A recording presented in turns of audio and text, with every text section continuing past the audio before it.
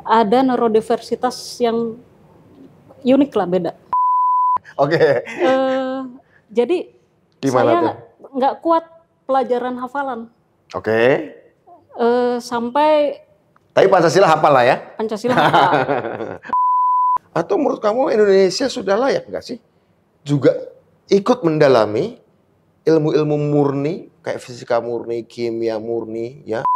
Jadi yang namanya mencerdaskan kehidupan bangsa itu kan dari basic, dari mulai kita jadi produsen. Produsen itu termasuk produsen ilmu.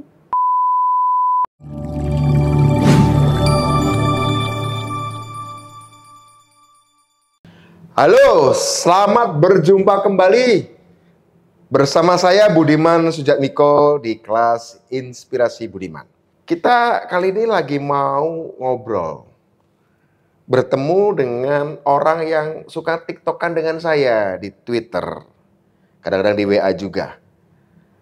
Orang yang saya lihat sosoknya ini menggambarkan versi Budiman yang lain yang ingin saya raih tapi gagal, yaitu Ari Haryati dari Bandung. Selamat datang, Ari. Kasih Mas diundang. Ya, kenapa saya katakan sosok Budiman yang lain yang ingin diraih? Ari ini adalah orang yang suka nge-tweet tentang persoalan-persoalan ilmu pengetahuan, sains, tepatnya fisika. Nah, hari ini saya undang, justru mau ngomongin kenapa dan apa latar belakang Ari menggeluti dunia sains saat dia dulu kuliah di Fisika ITB ya. Sudah lulus tentu saja. Nah, saya ingin cerita. Duh, apa hubungannya ini dengan kelas Inspirasi Budiman? Sangat erat hubungannya. Karena salah satu motivasi saya membuat kelas Inspirasi Budiman adalah bukan sekedar untuk ngajak teman-teman punya wawasan atau kesadaran politik, tapi juga yang gak kalah penting, wawasan dan kesadaran saintifik, sains, keilmuan. Nah, Ari menurut saya adalah orang yang cocok untuk pertama saya undang membicarakan ini. Saya tentu akan mengundang beberapa orang-orang yang bergelut dengan sains yang lain. Ya, mungkin Ari bisa cerita nih. Kamu orang yang peduli politik. Ya. Kamu orang peduli sosial. Kamu peduli bangsa. Kamu peduli persoalan-persoalan kemiskinan, perdesaan juga sama seperti saya. Tapi latar belakang kamu sains. Gimana kamu jelasin sebenarnya? Pada anak-anak muda yang nonton nih. Sebenarnya mungkin saya masuk fisika itu dulu katakanlah tidak punya pilihan. Oh ya? Ya, karena background saya itu agak punya apa ya?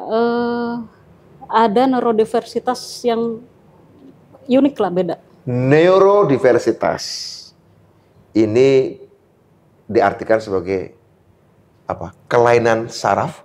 Ya. Atau kira-kira gitu ya. Betul. Neurodiversitas, istilahnya saya juga baru dengar. Tapi saya artikan kelainan di saraf otak. Yep. Kelainannya tapi bisa membuatnya belajar fisika. Kelainan yang menyenangkan nampaknya. Oke. Jadi gimana saya tuh? nggak kuat pelajaran hafalan. Oke. Sampai Tapi Pancasila hafal lah ya? Pancasila hafal. Oke, terus? Terus saya juga kan ada selective attention tepatnya. Selective attention, oke. Jadi saya hanya fokus sama hal-hal yang saya suka. Oke. Terus di situ ada yang pertama yang membuat guru BP itu melihat saya punya sesuatu yang beda, itu ketika saya nulis. Oke. Semua tulisan saya itu nggak kebaca. Jadi kalau diperiksa tulisan oleh guru selalu dikembalikan. Tulisan tanganmu? Tulisan tangan. Nah, acak adut lah ya? Iya, jadi kalaupun dibaca oleh saya sendiri kadang nggak bisa, Mas. Nah, akhirnya saya kebetulan ibu saya kan di Batan. Nah, Badan Tenaga Atom Nasional. Oh, memang latar belakangnya ya. Teknologi dan sains ya.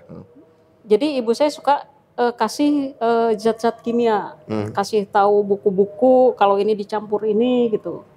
Nah sampai akhirnya katakanlah saya bisa sulap, bakar uang, dicelupin air sama amoniak, nggak kebakar. Orang kan nyangkanya ya sesuatu yang aneh lah ya.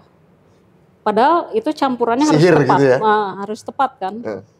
Terus misalkan saya dulu sering sampai bisa bikin parfum dengan destilasi.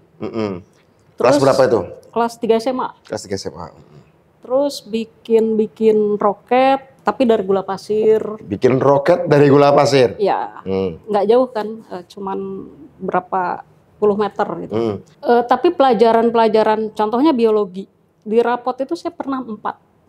Angkanya ya? Angka 4. Bahasa Indonesia ulangan 5. Terus Eptanas itu semua nilai-nilai saya tuh yang menjatuhkan itu justru yang nilai yang mungkin bagi orang lain gampang. Oh iya. Akhirnya saya menemukan kesukaan dengan ngulik soal-soal fisika dan matematika gitu. Nah dari situ sampai kebetulan saya ikut ekstrakurikuler itu kelompok ilmiah remaja. Teman-teman saya yang nerdy juga gitu. Nah satu hari saya pulang sekolah nonton ada serial Star Trek. Star Trek, oke. The Next Generation waktu itu. Begitu lihat kapalnya, pesawatnya, saya lihat, loh, kok aneh ya? Pesawat bisa bisa terbang lama. Waktu itu kan belum belajar yang konsep ether lah, konsep yang ruang angkasa hampa itu udah. Cuma lanjutannya belum gitu. Nah terus akhirnya itu diskusi dengan teman-teman. Nah kita itu selalu dari dulu memang halu mas. Satu teman saya itu masuk astronomi, satu masuk teknik elektro, itu gara-gara ingin bikin pesawat Star Trek itu. Masuk ke ITB semua ya, astronomi ITB, elektro ITB ya. Sama kamu di fisika ITB ya? Ya ada juga yang ke matematik. Nah tapi waktu itu ya pertanyaan-pertanyaan lagi diskusi itu seperti itu bahan bakarnya apa gitu. Terus nanti kalau ketemu ya makhluk lain seperti apa gitu. Dan waktu itu kita udah mainan yang pinnya itu loh, kayak teleport seperti apa gitu. Itu udah obrolan dari zaman SMA. Oke lah, karena saya nggak punya pilihan lain.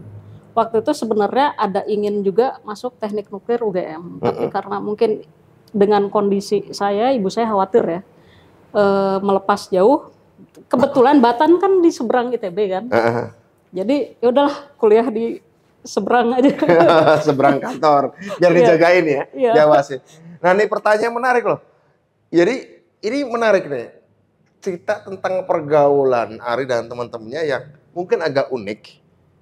Tapi asal teman-teman tahu ya, anak-anak muda nih yang menyaksikan kelas Inspirasi Budiman. Keunikan-keunikan ini, diskusi-diskusi ini dalam sejarah manusia memang tidak pernah banyak. Tapi biasa dia menghasilkan penemuan-penemuan. Ya, Alan Turing, ya, yang akhirnya menemukan teori komputasi universal. Ya, contohnya orang-orang yang dianggap nerd mungkin kira-kira begitu ya. Contoh yang paling fresh ya Alan Turing. Stephen Hawking sih agak gaul dikit sebelum beliau menderita penyakitnya begitu ya. Tapi sama saja lah kira-kira nerdnya. Pertanyaan-pertanyaan besar. Gimana kalau melakukan perjalanan ruang angkasa? Gimana kalau ketemu makhluk lain? Biasanya ini pertanyaan juga muncul sih di banyak anak kecil, tapi biasanya penjelasannya adalah ke agama. Betul. Penjelasannya ke tahayul gitu ya. Jangan-jangan kuntilanak tuh makhluk dari ruang angkasa, mungkin ya gitu. Genderuwo, jangan-jangan alien, kira-kira begitu. Mungkin ya. Tapi ada sebagian orang yang mencari pertanyaannya, mencari jawabannya dalam ilmu pengetahuan, dalam matematika, dalam fisika. Nah, kamu merasa bahwa saat kamu mengambil itu, berpikir nggak bahwa mungkin tidak akan ada banyak pekerjaan di Indonesia untuk itu? Atau nggak, kamu nggak ada urusan dengan pekerjaan? Curiosity aja, rasa ingin tahu aja. Iya. Oke. Bisa ceritain kenapa rasa ingin tahunya ke situ bukan ke yang lain? Karena saya juga waktu kecil punya rasa ingin tahu. Dulu Cuma saya gagal jadi fisikawan. Dulu yang saya tahu kan seperti kalau sekarang kan kita tahu ada CERN, ada DESI dan lain-lain lah. SETI. DESI lah. Oh ya. SETI itu sebuah lembaga penelitian di Amerika Serikat yang ingin mencari makhluk ruang angkasa ya. Iya, yang tapi cerdas, nggak ada juga yang kayak contoh lab-lab yang dalam bidang-bidang tertentu gitu. Ini kan ada wadah dan lab besarnya kan. Nah, dulu kan yang kita tahu cuma NASA gitu. Jadi kita nggak mikir kalau satu saat akan kerja di NASA, memang nggak ada gitu. Tapi ada teman saya yang di astronomi, pada akhirnya dia jadi guru fisika SMA. Cara membawakannya itu menarik. Okay. Nah, memang dari dulu dia kalau ngajar ke teman-teman atau ke adik kelas itu menarik. Nah, tapi dari situ kita sering ngobrol bahkan seperti ini, Mas. Setelah itu kan kita lihat ada serial Quantum Leap. Ya dulu sekali ya. Nah, sampai akhirnya kita bikin teori tuh. Itu yang teman-teman itu aja. Teori kalau perjalanan antar waktu itu dimungkinkan dengan contohnya karet gelang, tali. Jadi ini lahir, ini mati, kita hanya bisa loncat-loncat, terus di tali di seperti ini, jadi angka 8. Di blade, infinity. Ya, jadi angka 8-nya kan si simpulnya ini persimpangannya bisa digeser-geser kan. Nah, kita hanya bisa loncat-loncat di waktu kita lahir sampai kita mati. Jadi kalau katakanlah misalkan ada orang lahir tahun 2000, dia nggak akan bisa sebelum tahun 2000. Jadi tapi dimungkinkan. Padahal teorinya cuma gitu doang. Gimana cara bikinnya? Entah, pokoknya kita berteori aja dulu. Nah, dari situ baru gimana ya caranya? Ini ada hubungannya not teorinya di matematika kali ya? Ya. Tapi nggak ada hubungannya sih kalau dalam artian. Tapi bisa jadi karena ada nih di fisika nih, fisikawan serius namanya Roger Penrose. Ya. Ada namanya cyclical universe.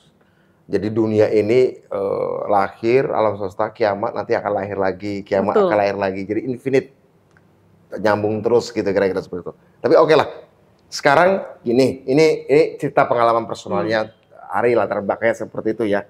Mungkin di antara teman-teman juga ada yang seperti itu. Saya juga punya dulu waktu kecil, ada dua ketertarikan saya, sosial dan sains begitu. Walaupun akhirnya saya ke sosial ya, saya jadi aktivis. Kalau saya dulu waktu kecil sih penasaran dengan pertanyaan kenapa ada orang miskin, kenapa ada orang bodoh gitu ya. Yang akhirnya kemudian buat saya terjun jadi aktivis dan jadi politik, terjun ke politik.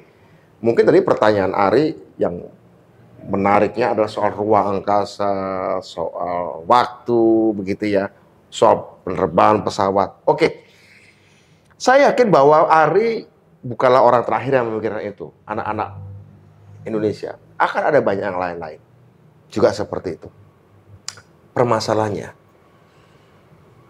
kita tahu bahwa di Indonesia sarana dan prasarana untuk menjawab pertanyaan-pertanyaan itu kurang.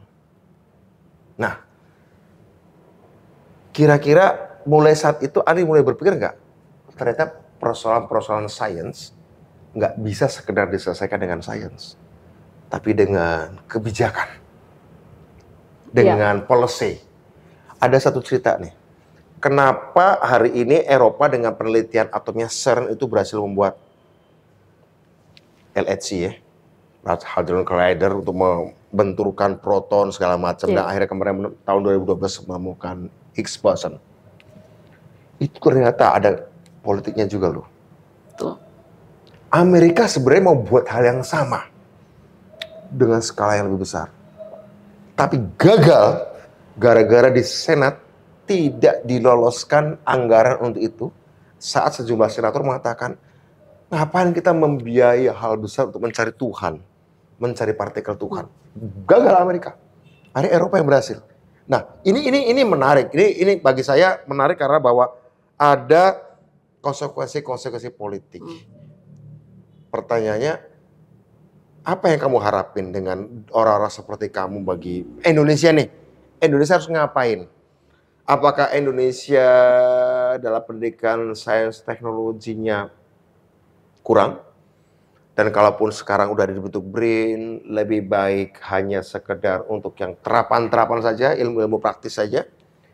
Atau menurut kamu Indonesia sudah layak nggak sih juga ikut mendalami ilmu-ilmu murni, kayak fisika murni, kimia murni, ya, astronomi, astrofisika, kosmologi? Menurut kamu gimana? Sudah saja belum? Toh kita masih ada banyak persoalan-persoalan sosial yang harus diatasi dengan teknologi terapan. Belum sampai ke sains murni, misalnya gitu. Gimana? Bukannya sains murni itu bisa membantu juga ya? Oke. Kalau menurut saya kan sains murni itu nggak melulu soal kosmologi, terus fisika kuantum, atau hal lain lah. Seperti di biologi perkembangan kan ada biologi evolusioner. Biologi evolusi, terus di kimia juga, kimia kan termasuk sains murni juga. Terus di fisika ini kan ada banyak, contoh ada biofisika, ada fisika material. Nah itu kan yang paling dekat dengan teknologi terapan. Ya, meskipun nanti penerapannya di teknik fisika, ya, di teknik kimia gitu. Betul, tapi basicnya kita harus tahu gitu. Kenapa menurut kamu kita harus dari basic, mulai dari basic, tidak langsung masuk ke tekniknya aja gitu? Biarkan bangsa lainnya mikirkan basicnya. Menurut kamu gimana? Kenapa? Kenapa kita harus mulai dari basicnya? Menurut saya gini, setiap, katakanlah contoh orang ya, setiap orang itu kan punya kemampuan ya, cara berpikir yang beda. Jadi misalkan kalau sainsnya yang belajar orang lain, kita hanya dapat matengannya. Dapat matengnya, orang lain riset lebih maju. Siapa tahu anak-anak di kita atau orang-orang katakanlah mungkin dosen atau akademisi, mereka punya cara yang lebih kreatif atau lebih dalam hal sainsnya gitu. Siapa tahu penemuan di kita bisa lebih dulu. Oke. Contoh deh, padi. Kan bibit-bibit padi atau yang rekayasa benih. Itu kan di kita sebenarnya banyak. Nah, kalau misalkan kita nunggu terapan dari orang lain lah, contoh seperti kedelai, itu ya pertama kita akan menunggu. Yang kedua mahal. Artinya menurut kamu kita butuh juga masuk ke sana supaya kita jangan cuma jadi pengguna, tapi juga menjadi pelopor dalam bidang-bidang pengembangan teknologi terapan berikutnya. Dimulai dari fundamennya. Nah, mas saya kan gini, saya ingat loh, ketika ada teman saya harus memilih, dia diterima di 2 universitas, satu yang sains murni, satu dapat yang teknik. Dia akhirnya milih yang teknik karena katanya nih mudah cari kerja. Dia lebih memilih teknik elektro ketimbang belajar gelombang elektromagnetik di fisika misalnya begitu ya. Dia masuk ke teknik elektro. Teknik elektronya ya soal energi, ya soal power begitu ya. Karena ya saya bisa kerja di PLN, saya bisa cari kerja apa, jelas ada kerjanya. Kalau elektromagnetik, wave segala macam, optik mentah banget. Abstrak banget itu, optik, wave segala macam. Walaupun kalau saya disuruh anak saya gitu, saya kalau memilih yang kamu belajar optik aja, belajar wave aja ketimbang belajar teknik elektro. Nah, tapi kebanyakan orang memikirkannya hari ini adalah belajar sains, teknologi ya harus ada sarana prasarana. Dan saya ingat loh, kasus beberapa teman saya yang di luar negeri yang belajarnya fisika murni, belajarnya kuantum, belajarnya astrofisika. Mau pulang ke Indonesia tuh aras-arasan kalau bahasa Jawa bilang. Ada kerjanya nggak ya? Saya melakukan penelitian tentang black hole ya. Saya melakukan riset tentang Hawking radiation di black hole. Di Indonesia mau kerja apa ya? Nah itu pada pertanyaan-pertanyaan seperti itu. Menurut kamu, keluhan, aspirasi, dan pertanyaan orang-orang Indonesia seperti itu yang akhirnya sekarang bertengger di NASA, akhirnya sekarang bersarang di CERN, menurut kamu Indonesia perlu nggak membangun fasilitas untuk mengakomodasi orang-orang seperti itu. Bukan sekedar merakit pesawat, bukan sekedar merakit mobil, bukan sekedar bikin bendungan, tapi ya yang kayak gitu tuh. Dan banyak orang Indonesia yang akhirnya terpaksa nggak bisa pulang. Nggak mau pulang karena nggak ada sarananya apa. Menurut kamu pro and kontranya gimana? Perlu nggak kita fasilitasi itu? Kalau menurut saya pada akhirnya sih memang perlu, Mas. Pada akhirnya? Ya. Berapa lama akhir itu dari hari ini? Sekarang kan... Atau akhirnya besok, segera, tahun depan, mulai 2024, atau nunggu 2045, atau nunggu ujung abad depan, atau gimana? Yang jelas, kita kan ada apa ya, target Indonesia Emas 2045. Ya, betul. Indonesia Emas itu kalau menurut saya sih bukan hanya sebagai konsumen teknologi nantinya. Ya, oke. Kita jangan cuma jadi pembeli teknologi ya. Oke. Jadi yang namanya mencerdaskan kehidupan bangsa itu kan dari basic kalau menurut saya. Oke. Dari basic. Jadi dari mulai kita jadi produsen. Produsen itu termasuk produsen ilmu. Patennya ya? Ya. Sekarang contoh, dari hulunya. Contoh. Tahun 2002 saya punya seorang teman. Kebetulan dia masuk teknik aeronautika di ITB. Kesulitan untuk mempatenkan bahan bakar roket. Yang dia temukan. Ya. Nah, sebenarnya kan yang kita fasilitasi sebenarnya dari ya hal kayak seperti itu, kita nggak harus bangun roketnya, tapi si bahan bakar ini kan nanti kita bisa jual. Jadi apa yang basic ini kalau dia jadi produk, kan hasil dari riset ini kan bukan cuman paper. Dia harus bisa jadi diimplementasi ke masyarakat, apapun bentuknya. Mau teknologi terapan sederhana sampai lanjut, tapi itu kan bisa dipakai dan dijual. Nah menurut saya basicnya tuh dari situ, Mas. Artinya kita membuat resep dan paten ya untuk kita menghadang dari hulunya kira-kira gitu ya. Oke, soalnya ya bagus, saya sih sepakat dengan gagasan itu. Cuma memang ada asumsi nih di banyak orang tua kita ya, terutama yang besar di era Orde Baru yang developmentalis gitu ya. Dan di dunia ini kan ada global supply chain, ada rantai pasok global dari hulu sampai hilir. Indonesia itu bagian hilirnya ya, bagian belinya, bagian paling banter merakitnya. Untuk ke atas ke hulu, rasa-rasanya ini ada asumsi, ada anggapan bahwa itu tidak populer, itu tidak menguntungkan. Udah, kita urusan jual beli aja deh, urusan merakit aja. Ada banyak pabrik rakitan di sini, kamu bisa kerja di situ. Ada banyak trading house, ada banyak kantor ekspor impor, bisa berkembang di situ dan banyak uang. Sementara yang hulunya, jurusan-jurusan sampai ke hulu dianggap tidak populer, tidak menguntungkan bagi karir. Ya, itu sih memang nasib negara yang dalam global supply chain cuma jadi tukang rakit, tukang bongkar pasang, dan tukang beli, ya kayak gitu sih. Tapi saya nggak tahu, apakah mulai sekarang kita perlu berpikir untuk apa yang dikatakan Ari tadi. Siapa tahu, karena zaman berubah ya. Posisi Indonesia dalam pergaulan dunia, dalam pengembangan ilmu pengetahuan dan teknologi yang pada akhirnya juga nanti memperkuat bergaining satu bangsa, itu dalam rantai kerjaan teknologi itu kita di bagian mana?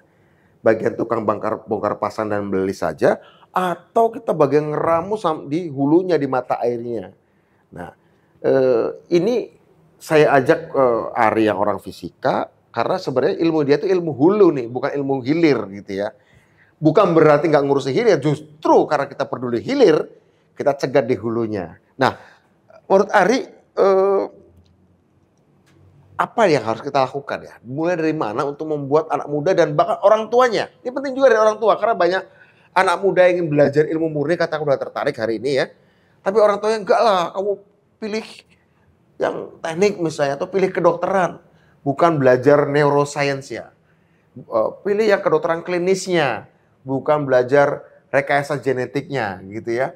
Pilih apalagi? Pilih teknik elektronya. Bukan fisika murninya. Apalagi pilih statistiknya, bukan pure matematiknya, kira-kira begitu ya. Ya kan? Seperti itu. Saya dengar banyak teman-teman saya, anak-anak muda yang dengan orang tuanya berdebat dan kemudian mereka terpaksa ikuti orang tuanya. Menurut kamu apa yang harus kita lakukan pada orang tua nih, generasi tua? Generasi bapak ibu dari anak-anak muda kita, karena 13 tahun kita akan mengalami namanya bonus demografi. Kalau apa yang harus pada orang tua loh, bukan anak muda loh. Pada orang tua saya kurang tahu ya. Kurang tahu ya. Mas Budiman sendiri kayaknya yang punya pengalaman. Apa tuh?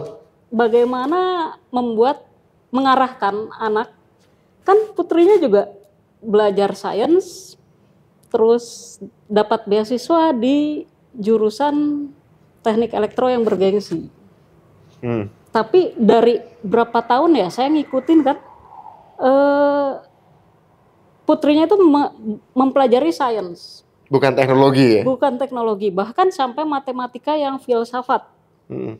Nah, justru Mas Budiman yang harus berbagi pengalaman bagaimana membuat anak suka sains dan teknologi. Kalau itu sih pertama saya hanya kompensasi aja karena saya dulu nggak bisa masuk fisika murni, nggak bisa masuk astrofisika ya.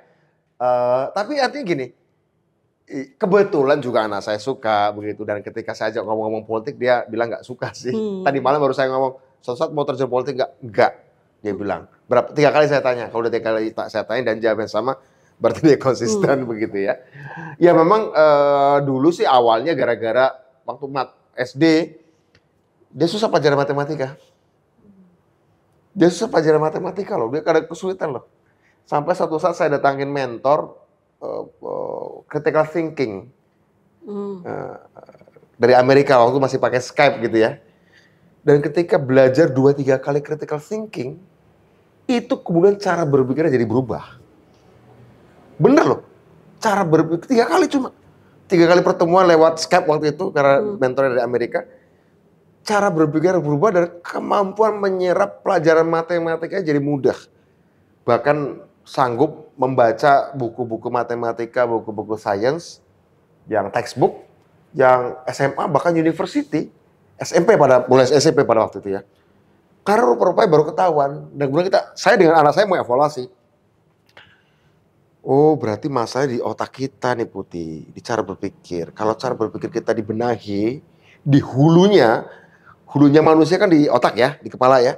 Kalau kita benahin di hulunya, maka tuh ibaratnya otak tuh ada sumbatan-sumbatan kita buka dengan critical thinking, maka sinaps, jejaring antar neuron, antar sel otak itu bisa kayak jalan tol, bebas hambatan. Ketika dibenahi dan berpikir kritis, berpikir analitis, filsafat, kayak jalan tol nih, sehingga kemudian ilmu apapun bisa lewat dengan cepat. Dan ini benar-benar bisa saya saksikan, dan saya evaluasi dengan anak saya. Waktu itu anak saya udah SMA awal ya. Kenapa sekarang kamu jadi lancar? Bahkan matematika kampus, universitas pun bisa, fisika universitas pun kamu bisa. Dulu kalau SD lemot. Rupanya 3 kali diskusi critical thinking membuka nih. Di situ kita sadar, berarti harus kita benahin dari hulu. Kalau manusia belajar itu dari hulunya, dari otaknya, dari cara berpikir kritisnya. Kalau sains teknologi ya dari ilmu dasarnya. Di situ kemudian dia merasa, oh berarti saya harus belajar yang namanya matematika. Dia makin suka matematika, dia harus belajar namanya partikel, dia harus belajar namanya atom. Cuma sayangnya kemarin waktu dapat beasiswa, dia gagal dapat matematika, dapatnya di teknik elektro dan teknik komputer. Maunya sih dia matematika, saya sih maunya dia ke fisika. Jangan sama-sama murni itu ya. Core banget murninya ya. Dia maunya lebih murni lagi tuh matematika. Betul. Bahkan kamu mau suka matematika mana? Pure atau applied? Suka yang pure lagi dia tanya. Waduh, ya oke, gak apa-apa. Saya sih mau dia ke fisika, tapi gak dapat dua-duanya, malah dapatnya teknik elektro dan teknik komputer. Oke. Teknik elektro komputer. Saya suruh baca dong. Nih ada buku elektronik untuk university. Tebal sih, 553 halaman. Saya baca 4 hari selesai, berapa persen kamu paham? 80%. Oke. Sebelumnya, saya suruh baca video kuantum, baca buku kuantum, berapa pahamnya? 60% rata-rata. Yang ini 80%. Karena applied 80%. Terus saya goda dong. Gimana? Pindah aja ya ke yang lebih murni, ke optical gitu ya, optical science. Dia suka. Karena bagi dia kurang challenging. Yang applied dia kurang challenging. Buktinya dia cepet gitu ya. Makanya saya lagi mau kasih baca buku optical engineering dan optical science supaya dia paham, dan wave segala macam. Tapi oke lah. Tapi memang pada waktu kita sama-sama, saya dan anak saya sama-sama sadar bahwa manusia kalau mau cerdas dibenahi dari cara berpikirnya. Bukan soal buku apa yang mau baca, itu nanti. Itu dihilir. Buku apa yang mau baca, video apa yang mau tonton, diskusi apa yang kamu ikuti, itu nanti. Tapi yang paling penting adalah membenahi cara berpikir. Sehingga kemudian dalam soal sains dan teknologi pun harus dibenahi dari hulunya, dari sains dasarnya. Itu sih sebenarnya. Dia nggak terlalu suka politik, nggak boleh. Dia nggak mau dan saya juga nggak mau juga. Ya oke, it's okay. Jadi gitu sih intinya. Jadi curiosity. Ada korelasinya dengan Mas Put sering bicara soal revolusi nalar. Oh iya, iya. Yang saya tweetkan dan sering kita diskusi nih, kan dia sering nanggapin nih, kita diskusi nih. Itu sebenarnya sebagian itu hasil dari diskusi saya dengan dia. Cuma saya bahasakan ulang. Saya bahasakan ulang dengan bahasa saya. Anak saya setelah memahami matematika agak kesulitan memahami seperti kamu. Hafalan susah, narasi dalam bentuk kata-kata susah. Baru aja waktu pelatihan di Bali selama setahun, dia mulai bisa menghargai namanya nulis esai. Dia baru bisa menghargai baca buku yang sifatnya naratif. Dulu kalau nggak ada rumusnya, dia susah baca. Tapi sekarang sudah bisa. Sekarang sudah bisa menghargai esai naratif, kualitatif sudah bisa menghargai begitu. Tapi ya saya bilang ini harus kamu pahami, ini bagian dari pembenahan cara berpikir juga. Betul. Ya, bahasa manusia penting. Bahasa manusia sehari-hari maksud saya. Iya. Gitu. Ya nalar juga semuanya. Itu saya bilang itu kecerdasan sosial. Kamu memahami esai naratif itu kecerdasan sosial. Dan itu ujung manusia harus punya kecerdasan sosial. Kalau nggak bisa gaul nanti kan? Kira-kira gitu. Iya. Kira-kira gitu. Ya. Bagaimana orang tua menurut kamu? Kalau aku pengalaman seperti itu. Bahwa ketika anak mentok dengan matematika waktu SD, ketika belajar critical thinking, baru menyadari pentingnya basic science. Even pentingnya filsafat. Nah, jelasin pada orang tua, filsafat itu penting, fisika murni itu penting, matematika murni itu penting. Menurut saya juga harus kasih tahu sih faedahnya, kegunaannya. Kalau saya langsung merasakan faedahnya waktu itu. Di kita kan ada semacam apa ya? Dogma mungkin ya. Kalau belajar filsafat itu kan apa ya, bahasa yang tepatnya tidak baik. Masa sih? Di kita banyak yang dibilang orang-orang yang belajar filsafat itu sesat atau apalah.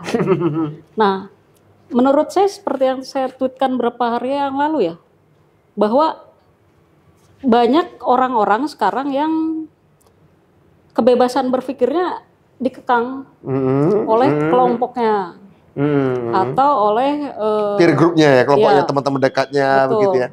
Nah, itu juga jadi semacam pekerjaan rumah lah. Bagaimana, ya mungkin saya beruntung dulu ya, orang tua karena paham anaknya seperti apa. Dan orang tuanya kerja di Badan Tenaga Atom Nasional, pastinya juga paham gitu ya. Terus saya sendiri bukan, saya kan orang politik, bahkan bukan di Batan, bukan di LIPI pun bukan gitu ya. Terus masih mending orang tuamu ya. Dan pembicaraan seperti itu kan udah biasa gitu. Yang mungkin banyak orang anggap halu lah, jelas halu gitu. Elon Musk aja kan belum bikin SpaceX zaman itu kan.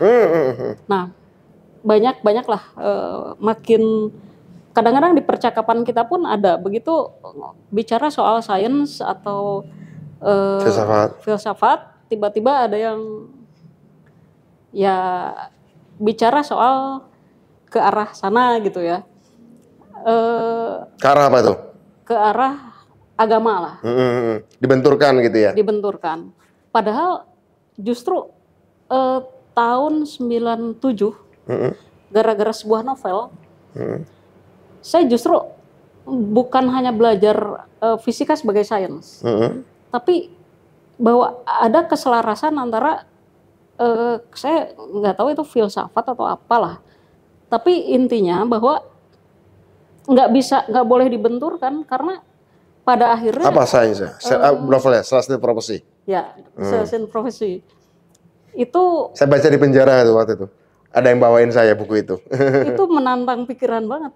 Karena selain setelah itu kan itu tahun 97 itu saya udah belajar soal fisika kuantum, udah belajar fisika partikel. Tiba-tiba di buku itu disebutkan bahwa tubuh kita bisa bervibrasi sangat tinggi. Sampai bisa menghilang. Seperti bangsa Maya itu kan di situ disebut. Itu pertanyaan besar lagi bagi saya. Kok bisa ya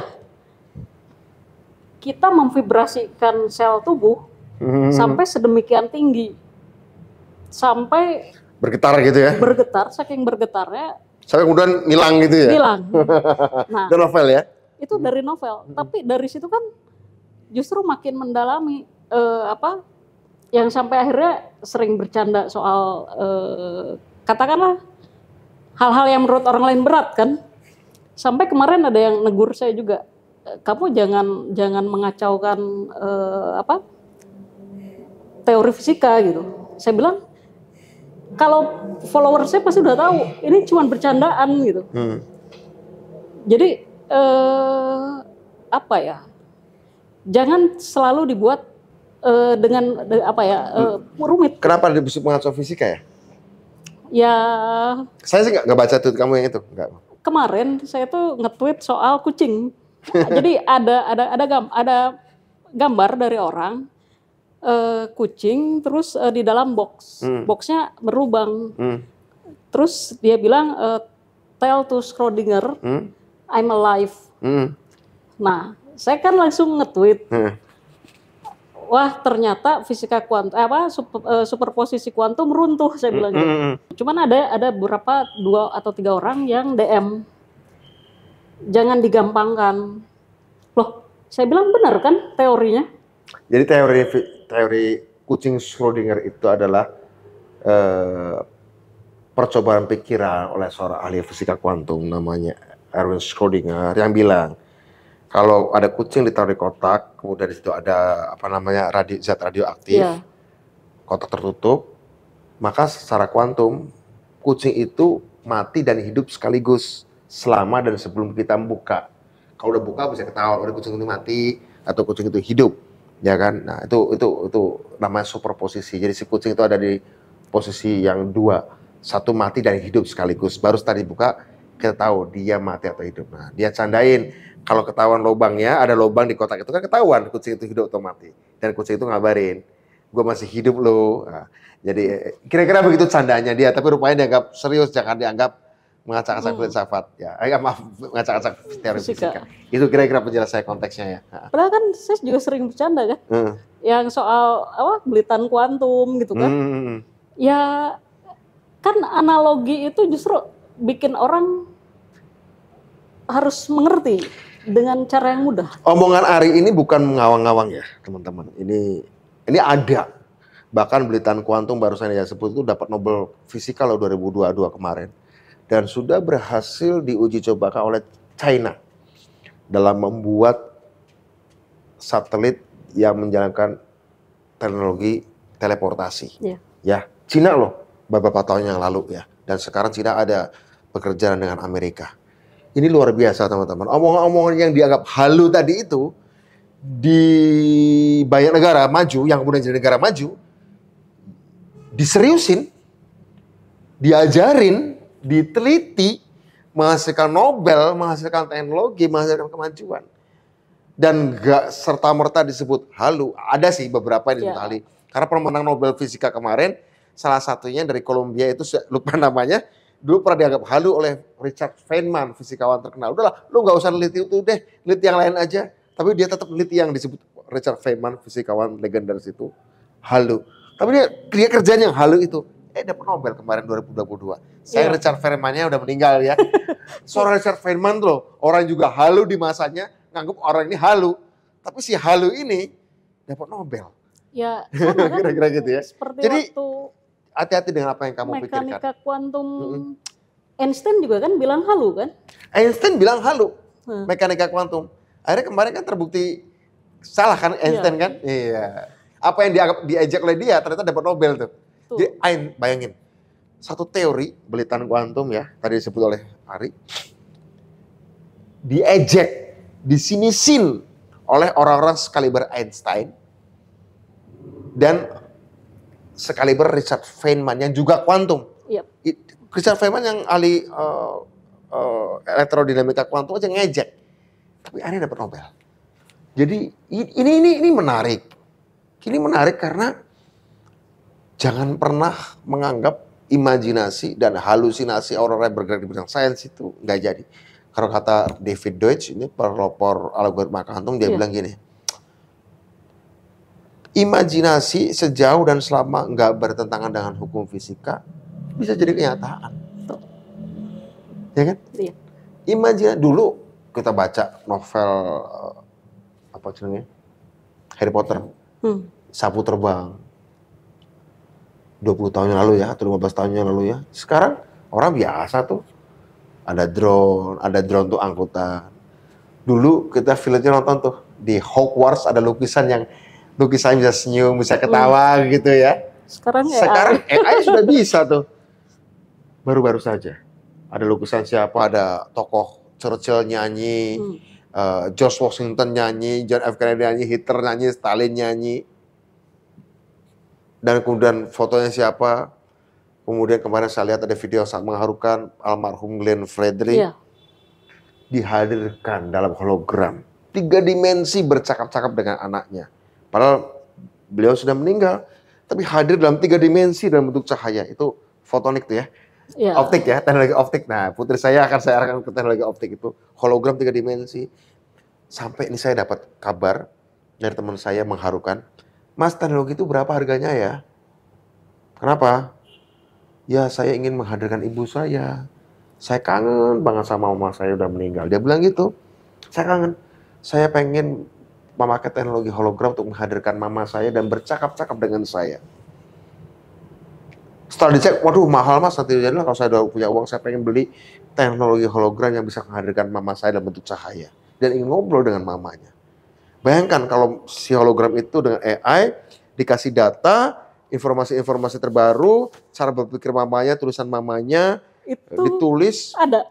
Apa tuh? Project Starline-nya Google AI. Google AI. Jadi orang udah meninggal, tulisannya dia, omongannya dia, dimasukin ke algoritma, data diolah, kemudian campurin dengan teknologi holografik 3 dimensi, bisa hadir lagi tuh. Bung Karno hadir, hidup, dalam bentuk cahaya 3 dimensi. Kita ngobrol dengan Bung Karno tentang perang Rusia Ukraina, ngobrol tentang dengan Bung Karno tentang COVID-19, bisa. Kira-kira gitulah. Halu nggak 20 tahun yang lalu? Halu lah. Iya. Dianggap gila lah. Tapi hari ini sudah bisa. Tuh kalau kita menguasai basic science. Tuh. Itu kira-kira bisa gitu nggak? Boleh juga sih. Buat apa? Lagi saya buat untuk ibu saya juga. Nah, mama udah nggak ada. Oh, udah nggak ada juga. Oh, tuh. Bahkan kerinduan pada orang yang kita cintai yang sudah meninggal, dengan teknologi kita bisa hadirkan lagi. Ya, video waktu itu almarhum Glenn Fredly menyanyi di panggung bersama anaknya. Udah saling menyapa I love you. Dan Glenn Fredly hadir dalam bentuk cahaya 3 dimensi. Masih mahal. Tapi suatu saat bisa murah mudah-mudahan. Iya. Ya. Oke, itu apalagi yang mau disampaikan oleh Ari nih? Ini contoh-contoh penerapan dari sains murni yang bisa luar biasa ya. Apalagi? Itu aja sih. Apa? Itu secara personal ada gunanya juga ya. Ya, itu apa ya? Sebenarnya sama sih mas. Kalau kita dari basic science katakan. Begitupun sekarang ketika AI lagi rame kan, orang fokus pada aplikasinya. Aplikasinya. Sebenarnya yang tadi yang saya bilang project Starline-nya Google AI, seandainya kita bisa tarik ke belakang, itu kan hanya permainan dari tadi optik, terus LLM-nya. Model bahasa besar, sebenarnya basicnya ya kembali ke matematika lagi, ke fisika lagi. Nah, jadi menurut saya sih Ya, kalau misalkan ke depan kita ingin menguasai teknologi-teknologi yang katakanlah sekarang orang bilangnya teknologi di awang-awang ya. Ya memang harus dari basic gitu. Sama seperti kita ingin melompat tinggi harus jongkok dulu gitu ya. Betul. Ya. Begitulah teman-teman sekalian, anak muda di kelas Inspirasi Budiman sengaja saya hadirkan seorang Ari, seorang mahasiswa fisika yang berprodi filsafat dan kemudian memberikan apresiasi dari pengalamannya dia sendiri. Bagaimana kita harus mengejar kemajuan justru dari sains dasar. Dan seperti saya katakan tadi, saya kutip kira-kira kalimat David Deutsch, penerima Breakthrough Prize tahun 2022, perintis algoritma kuantum universal, yang bisa dia bilang gini kira-kira kalimatnya, saya lupa kalimatnya, seluruh imajinasimu, khayalanmu, sejauh dan selama dia tidak melawan hukum fisika, maka dia akan jadi kenyataan. So, berimajinasilah, belajarlah matematika, belajarlah basic science, salah satunya fisika, kimia. Wujudkan itu dalam kenyataan untuk kemajuan Indonesia. Sampai berjumpa kembali ya dalam episode kelas Inspirasi Budiman berikutnya. Nanti saya akan ajak orang-orang saintis muda yang lain maupun politisi-politisi muda, pebisnis muda, olahragawan muda. Agar ini bisa menjadi inspirasi kita bahwa itu bisa dikerjakan. Sampai berjumpa. Terima kasih Ari.